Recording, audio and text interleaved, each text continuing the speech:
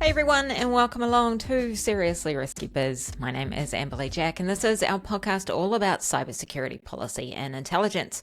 Very shortly, I'll bring in Tom Uren. We're going to have a chat about the Seriously Risky Business newsletter that Tom wrote. You can read that and subscribe over at our website, risky.biz. But first, I'd like to thank our sponsors for this week's show, which is Thinx, the makers of Thinx Canary, and you can find them at thinkst.com. Tom, let's talk about Donald Trump's cyber strategy for America. This strategy, there are 6 pillars of action here. And Tom, you've had a good read through this, and you've kind of come to the conclusion that the US government really cares about one of them. So I guess let's start at the top here, Tom. How has the administration been undermining quite a few of what it now says are the 6 policy pillars that underpin this document? Yeah, so the way I think about this, maybe the best way is to step back. So quite a few months ago, before the Trump administration came into power, I wrote a piece that said, here's what I think will happen. There'll be more offensive cyber action because that is a demonstration of American power. Yep. And that's something that President Trump is very keen on, and many of his administration are. And that cybersecurity policy is fundamentally something that Trump doesn't really care about. And so they'll have good people who do good work, and you get kind of a plodding, incremental cyber strategy. This isn't quite that, in that the way this strategy has come together is that there's just a whole lot of ideas, and good ideas, things that are worth doing, but they're all stuck together and they're just, we will do this, we will do that, we will do this, we will do that. Yep. Now, the one that stood out to me is the very first pillar, which is shape adversary behavior. Like I said, the administration likes to demonstrate American power. So this is one example where, yes, getting all our cyber horses in a row and taking it to the adversary and destroying them, annihilating them utterly. That's something that everyone is behind. And I'm actually I'm not really a fan of that kind of aggressive language, but the actual intent is fine. Yeah. Now, the problem with many of the other pillars is that they've got good ideas, but parts of the Trump administration have actually been undermining them. It kind of doesn't leave you with a whole lot of faith that they're going to be implemented to the fullest extent. Yeah, I think that's fair. So, for example, there's a pillar which is modernise and secure federal government networks. This, in some sense, is a pillar that you think has to be there. Like, that's a thing that I would find it surprising if it wasn't in anybody's cybersecurity strategy. And, that's a worthy goal. Yes, federal government networks, they typically always need modernisation. Sounds great. And it seems like Tell me more, Tom. There's now actually a moment in time where you could perhaps do that in a transformational way by using new technologies. Yet at the same time, up until this point in the administration, the Cybersecurity and Infrastructure Security Agency, CISA, it's basically being cut drastically. So they've had to really slim down and focus on particular things. And what's striking is that the reporting I've seen about what they're focusing on, part of it matches what's in the strategy, but a lot of it is does not match what's in the strategy. So they've said that they'll really focus on operational technology. So that is one of the pillars, secure critical infrastructure. But the modernise and secure federal government networks, that pillar of the strategy also talks about providing leadership, developing new technologies and deploying them. And that doesn't happen by magic. You need people to actually lead. Those people need to have the technical support to, what are we leading people to? I think this is a sort of time where there are potentially transformative technologies like AI, but is every government department just going to go out and try and figure it out for themselves? I think it really makes sense for there to be a central place where people say, here is a model government organisation. This is the standard, if there is such a thing. And how do these new technologies fit into that? What's a cost-effective and efficient way where we can really kick some big wins and not cost a lot more money? Yeah. And I think if you don't have any people, it's very, very hard to do that. I think there's a missed opportunity there. I think I really would have liked to have seen here we'll have a Big Bang project to figure out what those technologies are, how they fit into what the government technology stack already is, and then that will lead the path for other government departments to follow. There's none of that in there. Helpful. Taking a look at the cyber strategy, if you take away Trump's kind of preamble at the beginning there, this is 4 pages long. And I know, Tom, that you have read through a few strategies in your time. Is that kind of standard? Or mostly they're longer. Mm-hmm. So I think different countries have different cultures around them.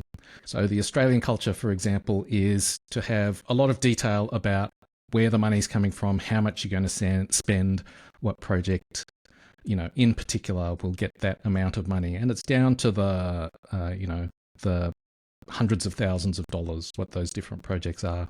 I'm not really a fan of that. I think a strategy document should be setting out what you want to try and achieve. And you don't need necessarily to spell out all the nuts and bolts. It's probably not unhelpful, but I figure the point of the strategy is to say, this is what we want to do. This is how we're going to win whatever game we're playing. And so the problem I have with this strategy is not that it's short, it's that it doesn't have any choices about what we're going to do. So, for example, we're going to do a whole lot of really great things. That's nice, but which one's the most important? Like I would love to do all these great things. So, for example, in the shape adversary behavior pillar, it says, we'll be the best cyber power, we'll dominate everywhere, we'll tackle adversaries all over the place. And there is actually one really interesting idea in there, which is to unleash the private sector. And it doesn't explain at all what that might mean. Let me just find the words. Unleash the private sector by creating incentives to identify and disrupt adversary networks. So I think that's actually a really interesting idea. That's an idea that has the potential to change the landscape. I suppose in comparison to America's cyber adversaries, they have typically harness their private sector to do work essentially for the state. So it's kind of, if we're trying to level the playing field, this is a great way to do it. It's buried in the middle of the paragraph.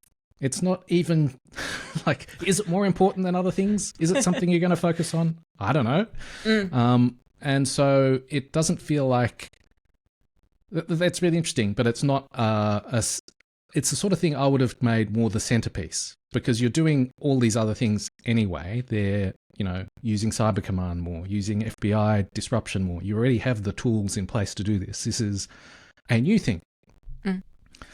But it's just sort of left hanging out there. Yeah. And as you sort of pointed out in the newsletter as well, Tom, it's not the easiest of the things in this strategy to implement. Well, I think it's really easy to do something where you've got unintended consequences. And so this is the sort of thing where you want to get your ducks in a row so that you're not making things worse for some reason. And that takes a lot of policy thinking, considering trade-offs. It's not necessarily something that has been the Trump administration's strong suit, I don't think.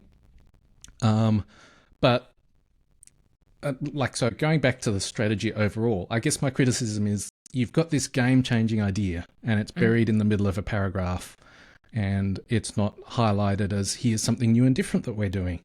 Here's a way of really reshaping the environment. And that it's concerning because it doesn't mean I've got no confidence that I'll actually devote the time and effort I think it should get. And Tom, we've talked a little bit, and you've written in the newsletter as well about the fact that some of these pillars seem to kind of contradict what the US government has been doing. Do you, Tom, have a lot of faith that now these have been written out and they have been published, that is not going to be the case anymore? None at all. That's the short answer. I think the AI example is really interesting. So there's a lot in the strategy about harnessing AI to improve cybersecurity. Actually, really totally makes sense. Again, it's the sort of thing where like a focused project, I think, would really be useful, very helpful. As it is, it's just a collection of we will do this, we will do that.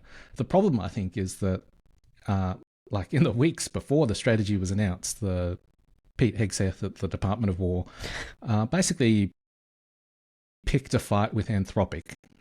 So it takes two to tangle. I think Anthropic could have done better there as well. But in the fallout, he's designated as a supply chain risk. So I think if you want to dominate AI, which is like potentially very important for the future of the US and its interests, that seems just totally counterproductive. But it sort of fits within the dynamic of asserting government power. And so in I think the sort of hierarchy for the administration is demonstrating power. Yep. And then so demonstrating power over an AI company is its primary, it ticks all its, it's at the top of the hierarchy of needs. Yeah. and so I don't think that changes when you release a strategy. Like you still want what you want, but you never know. Yep. Now at least there's a paper with President Trump's name on it to point to. Tom, I want to move on to something that's kind of on everyone's mind this week, the Coruna exploit kit, which has now been revealed to have been developed by L3Harris Trenchant. Tom, you have, in the newsletter, looked into this argument of whether the risk of having private organizations develop these tools for government use is worth the risk of them potentially winding up in the hands of adversaries. And you, Tom, have come out the other side and said, yes, in fact, it is. Yeah, so every time there's a leak like this argument pops up. I think it's a legitimate one. I think the view from inside intelligence organizations is that we do all these things to keep secrets. We have personnel vetting, we have lockdown facilities, there's a lot of computer and personnel security. Things are very inconvenient, to be frank, and that means we can keep secrets. Yep. I think the track record is that now we've got several examples where quite powerful techniques, tools have leaked from intelligence agencies, and it seems like it's not a certainty, but it's a very high likelihood over a long enough period of time. So we've got 2016 shadow brokers, 2017 from CIA Vault 7 leaks, and now this from a private sector, basically a defense contractor subsidiary. And so I think there's really two messages there. One is for people who work in those agencies. Yeah, leaks are going to happen. I guess it's easy to fool yourself that they're not. And it's about, I guess, adjusting whatever balance there is. I know a few people who ended up in organizations like Trenchant, and sometimes some of those people left government work because the security restrictions were outrageous. Maybe not outrageous, but they were very, very definitely stringent. Yep. And I guess my message to them is, like exploits do leak. This is something that is a pain for everyone. And unfortunately, security will be getting tighter, and it's just a nature of the business. Now, part of my argument that it was worthwhile is that usually you have an exploit leak and the adversary uses it for a relatively short time. And so you take what was an ongoing capability for the, this is a loaded term, but I'll say for the good guys, and betraying my own bias. Yep. And that the bad people get to use it for a relatively short period of time. So I go into the piece of a couple of examples where, in fact, adversaries used it for months, and intelligence agencies had used it for years prior. This Coruna kit is a little bit different. Yep. Right. So the story is that it was leaked over a number of years. It appears that so it was leaked to a zero-day broker, and they on-sold it to someone. We don't know who. It seems that someone had access to it for a couple of years, where it was current and capable of affecting the most up-to-date iPhones. It seems like. So a couple of years actually seems like a relatively long time. At the same time, this didn't prevent Trenchant's customers from using it. So it's not as if they lost anything. I think the real loss is whatever damage was done to US geopolitical interests. And we don't know what that was, because we don't know who that customer was, and we don't know what they used it for. By the time Google discovered it, it was, I think it was like a hand-me-down sweater or something like that. It was no longer quite as current. It was no longer that useful for the first customer, probably the most significant customer from a geopolitics point of view. And so they'd, I don't know, they sort of eBayed it off, I guess. And it was used against Ukrainian interests. And then it was used most recently by Chinese crypto and gambling websites. So it's like... Slowly going down the bottom of the hierarchy pole there. Like, a 1983 BMW M3 that's now been driven by your redneck cousin or something. I'm not sure. And so we don't know what that damage was. I'm sure it was significant, but at the same time, that was an ongoing, I guess you'd call it a program, right? Where Trenchant was providing these up-to-date capabilities, updating them. Whoever the legitimate customers were had a U-Butte capability that was just ongoing. Whereas these adversaries, whoever they are, had it for a couple of years. So I think just measuring it in time, I'll concede, is not the most accurate measure, but I think it is a measure. And so I think that on the whole, these programs are worth doing. It's just, each time a leak like this happens, there's changes in procedures and practices, and life gets a bit more annoying and difficult. We should also mention as well, if you do want to take a bit of a deeper dive into Karuna, our colleague, affectionately known around the office as the new guy, James Wilson, has done a very deep dive into Karuna in a podcast in our features feed, so you can find that on risky.biz as well. Hey Tom, we will leave it there, but thank you so much for joining me yet again. And of course you can read and subscribe to Tom's Seriously Risky Business newsletter over at our website risky.biz. But Tom, always a pleasure, and look forward to chatting again next week. Thanks, Amberleigh.